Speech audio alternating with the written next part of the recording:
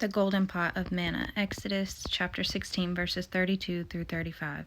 And Moses said, This is the thing which the Lord commands. Fill an omer of it to be kept for your generations, that they may see the bread wherewith I have fed you in the wilderness, when I brought you forth from the land of Egypt. And Moses said to Aaron, Take a pot, and put an omer full of manna therein, and lay it up before the Lord, to be kept for your generations. As the Lord commanded Moses, so Aaron laid it up before the testimony to be kept. And the children of Israel did eat manna 40 years, until they came to a land inhabited. They did eat manna until they came to the borders of the land of Canaan. Let's go to Revelation chapter 2, verses 17.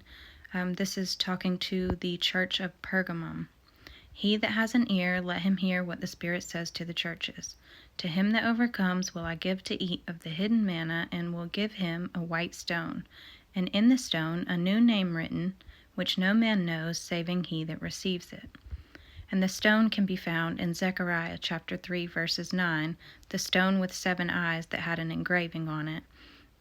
And you can also find that later on in Revelations. And that ties into the 7 spirits, and anyways, it goes back to Jesus. So, what is this hidden manna? Let's go to 1 Corinthians chapter 10, verses 1 through 5. Moreover, brethren, I would not that you should be ignorant, how that all our fathers were under the cloud, and all passed through the sea, and were baptized unto Moses in the cloud and in the sea, and did all eat the same spiritual meat, and did all drink that same spiritual drink. For they drank of that spiritual rock that followed them, and that rock was Christ. But with many of them God was not well pleased, for they were overthrown in the wilderness. So we see here that the children of Israel were indeed baptized, both in spirit, being symbolized by the cloud, as well as water, being symbolized by the sea. However, it talks about the bread. And so let's go back to this. Let's go back to Exodus for a minute. And it says, so that they may see the bread that I have fed you with in the wilderness. And we know that bread is symbolic for the word. So it's the words, all in Exodus, all the words that the Lord shared with the children of Israel when he took them from Egypt. That is the hidden manna. However, it's spiritual. They were fed the spiritual meaning of the words.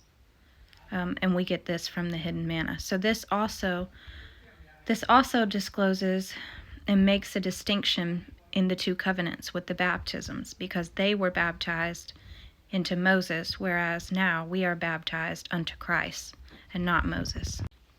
We see this also with John chapter 6, verses 57 through 58. As the living Father has sent me, and I live by the Father, so he that eats me shall live by me.